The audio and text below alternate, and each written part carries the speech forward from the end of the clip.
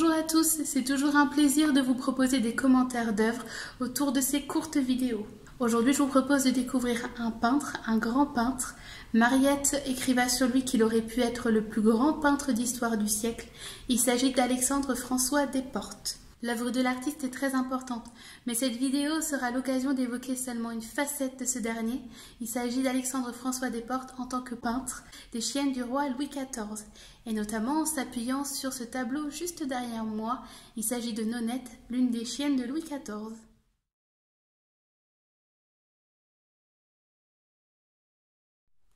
Le château-musée de Gien possède une riche collection d'œuvres de l'artiste, dont de nombreux portraits de chiens. La plupart de ces œuvres proviennent de la Manufacture royale de Sèvres. À sa mort, en 1743, Alexandre François Desportes laisse derrière lui un important fonds d'atelier, composé d'études faites sur nature, d'animaux, de chiens en l'occurrence, de plantes, mais aussi de paysages. Ça va être son fils qui, dans un premier temps, conservera ses œuvres. Elles seront ensuite conservées par son neveu et élève Nicolas Desportes. Puis, les bâtiments du roi rachèteront la collection et le fonds d'atelier et les enverront à la Manufacture royale de Sèvres où elles serviront de modèle pour les décors de porcelaine.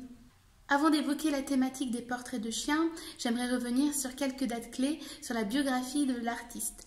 Donc c'est en 1661 qu'Alexandre François Desportes naît à Champignol. Dès l'âge de 12 ans, et grâce à l'aide de son oncle, il entre en apprentissage auprès de l'artiste flamand et peintre animalier Nicasius Bernards. En 1695, il part en Pologne, où il devient le portraitiste de la cour. Mais le roi Jean III Sobieski décède l'année suivante et il revient à Paris. C'est quelques années plus tard, en 1699, qu'Alexandre François Desportes présente à l'Académie royale de peinture et de sculpture son autoportrait en tenue de chasseur. Aujourd'hui, il est conservé au Louvre. Et cette même année, il devient peintre des véneries du roi, c'est-à-dire peintre des chasses du roi Louis XIV. On sait que Louis XIV était un grand veneur. Il chassait au moins une fois par semaine le cerf avec sa meute, composée d'environ une centaine de chiens. Louis XIV trouva en Alexandre François Desportes un peintre capable de retranscrire les moments les plus intenses de ses chasses. L'artiste reçoit sa première commande royale en 1700 pour la ménagerie de Versailles. Mais c'est en 1702 que Louis XIV lui demande de réaliser les portraits de ses plus belles chiennes de meute afin d'être placées au-dessus des portes de l'antichambre du château de Marly. Aujourd'hui, il ne subsiste de Marly que les jardins. On sait qu'Alexandre François Desportes réalise 4 grandes compositions de grand format où les chiennes sont véritablement mises en valeur. C'est elles le sujet du tableau. Elles sont au premier plan dans de vastes paysages, des paysages d'ailleurs qui rappellent les paysages alentours de Paris et de Versailles où le roi avait l'habitude de chasser. Le roi prenait souvent du plaisir à le voir travailler, mais surtout il appréciait le talent avec lequel Desportes arrivait à retranscrire avec une vraie ressemblance ses chiennes, pour lequel il ne se refusait aucune dépense. Le chenil royal se situait derrière les grandes écuries, à Versailles. À en croire Saint-Simon, Louis XIV passait beaucoup de temps auprès de sa meute, et notamment, chaque soir, il y allait avec des petits biscuits ou des petites pastilles à la cannelle. Alexandre François Desportes passa aussi beaucoup de temps au chenil royal, et surtout auprès du roi lors des chasses, afin de mieux observer et pouvoir mieux capter les différentes attitudes des chiens. Après cette première commande, Louis XIV fait de nouveau appel à Alexandre François Desportes pour réaliser d'autres portraits de chiens, en l'occurrence 4 tableaux de ses chiennes favorites, dont Nonette juste derrière moi. Ici, les chiennes sont représentées individuellement, toujours au sein de paysages qui rappellent les environs de Paris. L'huile sur papier marouflé sur toile représentant Nonette n'est pas un tableau fini, mais une étude. Comme j'ai pu le dire précédemment, on retrouve dans le fond d'atelier de l'artiste beaucoup d'études, c'est-à-dire des croquis et des tableaux préparatoires où les chiennes et les chiens vont être représentés dans différentes poses. Pour Alexandre François Desportes, ce travail préparatoire est très important.